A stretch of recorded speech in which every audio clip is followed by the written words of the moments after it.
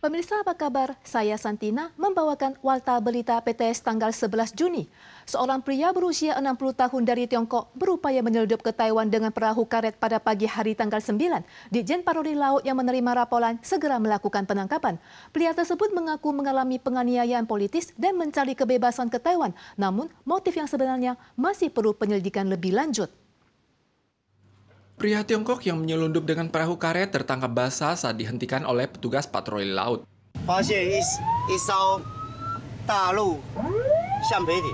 Di masa lalu, warga Tiongkok mayoritas menyusup dari Kinmen, ada yang pernah tertangkap saat mengayuh dengan tangan kosong.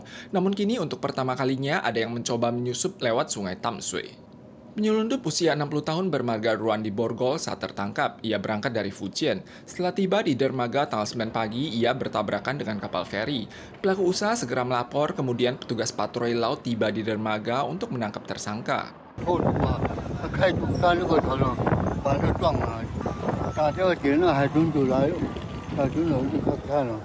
Penyelundup Tiongkok ini mengaku mengalami penganiayaan politis dan ingin mencari kebebasan di Taiwan. Motif rincinya akan diselidiki lebih lanjut. Dalam beberapa dekade terakhir, jumlah penyelundup dari Tiongkok ke Taiwan telah menurun dari maksimal 6 ribuan orang pada 30 tahun lalu menjadi hanya sekitar 1 digit dalam beberapa tahun terakhir. Yang agak istimewa, pada tahun 2022 ada warga Tiongkok yang bekerja di Filipina yang menyelundup ke Taitung dengan menggunakan jet ski. Menurut hukum, penyelundup Tiongkok semacam ini akan dijerat pidana masa penjara di bawah 5 tahun atau didenda di bawah 500.000 dolar Taiwan dan pada akhirnya tetap akan dideportasi ke Tiongkok. Jepang dilanda wabah Streptococcus grup A atau lebih dikenal sebagai bakteri pemakan daging yang cukup serius. Lebih dari 900 orang terinfeksi sejak awal tahun ini sehingga menimbulkan kekhawatiran. Pusat Pencegahan dan Pengendalian Penyakit CDC Taiwan mengatakan bakteri Streptococcus grup A adalah bakteri yang umum ditemui. Situasi pemantauan saat ini tidak jauh berbeda dengan 4 tahun yang lalu.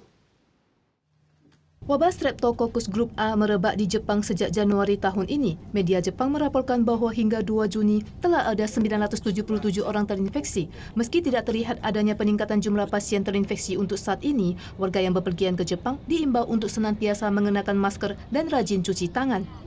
Bakteri pemakan daging menyebar melalui udara dan kontak fisik dengan gejala berupa demam, sakit tenggorokan, dan radang amandel. Selain menyerang tenggorokan, bakteri ini juga menyerang kulit hingga bernanah dan dapat menyebabkan selulitis bagi yang berkondisi parah. Jika terinfeksi, risiko kematian juga meningkat bagi kaum imunitas rendah seperti pasien diabetes, cuci darah, dan pengidap kanker.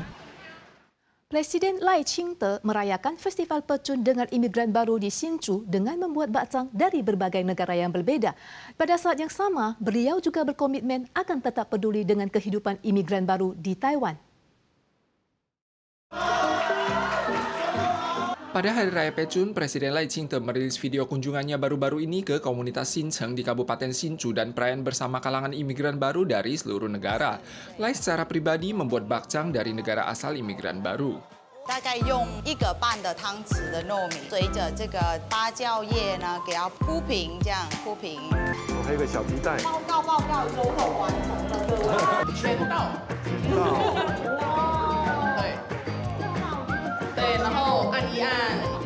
Selain membuat bakcang bulat ala Vietnam dan bakcang Nyonya Malaysia, Presiden Lai juga mengunjungi komunitas untuk menunjukkan kepedulian terhadap para lansia dan berjanji akan terus menjaga kehidupan imigran baru di Taiwan.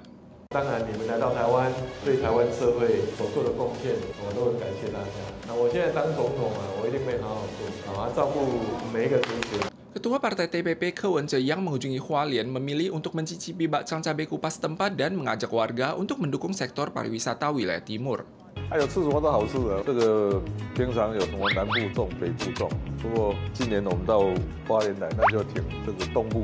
Wali Kota Taipei Jiang Wan-an memposting video menarik yang berisi bakcang yang memenuhi lemari esnya. Ia bertanya lemari es siapa yang juga penuh dan ramai. Sementara itu, Wali Kota Taichung Lu Xiuyan juga mencari saus sambal terbaik dari berbagai tempat yang cocok untuk dipadukan bersama bakcang. Terjadi penyelangan acak di stasiun bus Hainan pagi ini. Seorang wanita yang diduga dalam kondisi emosional tiba-tiba menendang penumpang yang sedang menunggu kereta. Setelah itu, ia berjalan keluar stasiun dan memukul pejalan kaki yang lewat. Dari kamera pengawas terlihat wanita dengan kuncir ekor kuda masuk ke stasiun bus Hainan pada tanggal 11 pagi. Ia menendang penumpang lain tanpa alasan dan kemudian berjalan keluar stasiun. Ia memukul seorang warga yang sedang menunggu lampu merah. Satpam kemudian berupaya menghentikan wanita tersebut dan melapor polisi. Oknum kemudian ditindak atas kejahatan melukai. Mengenai keamanan stasiun bus Hainan, Biro Transportasi Kota Hainan menegaskan saat menemui kejadian serupa, selain tangkap darurat juga akan segera melapor polisi. Menurut survei Kementerian Kesehatan dan Kesejahteraan atau MOHW, tinggi rata-rata pria Taiwan usia 18 tahun mengalami penyusutan 1,2 cm menjadi 172,1 cm dalam 4 tahun dari 2017 hingga 2020.